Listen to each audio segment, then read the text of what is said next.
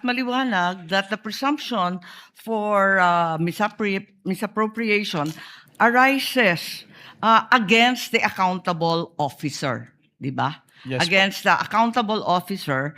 Sino ang accountable officer? Maliwanag naman yung joint circular. Sa 3.1, sabi, yung officer whose duties permit or require possession of government funds, hindi ba?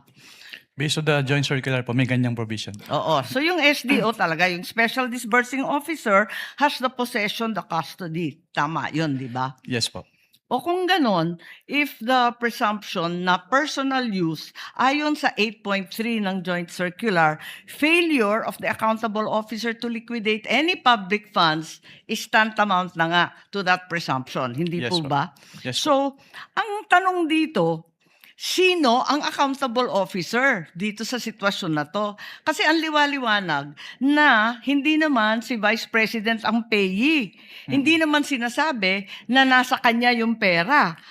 Ang liwanag sa inyong joint circular that the Special Disbursing Officer is the one who was designated by the head of agency to have custody, di ba? And in the case of the OVP, si Acosta yon. In the case of DepEd, hindi ba si Fajarda yon? That is not entirely correct po, Your Honor. Because under the joint circular, it shall be the responsibility of the head of the agency first to approve yung cash advance.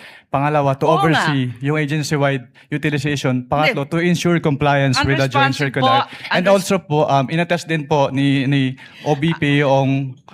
Unresponsive po.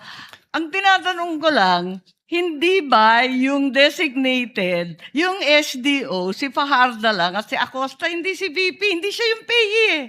Ang liwaliwanag. pero ang sinabi niyo po kanina, yung accountable officer. Kaya nga, so yung accountable officer, yung SDO, nasa JCB Hindi lang yan po eh. si SDO po yung accountable Hindi, officer, or. Your Honor. Ang sabi doon, head of agency or person designated.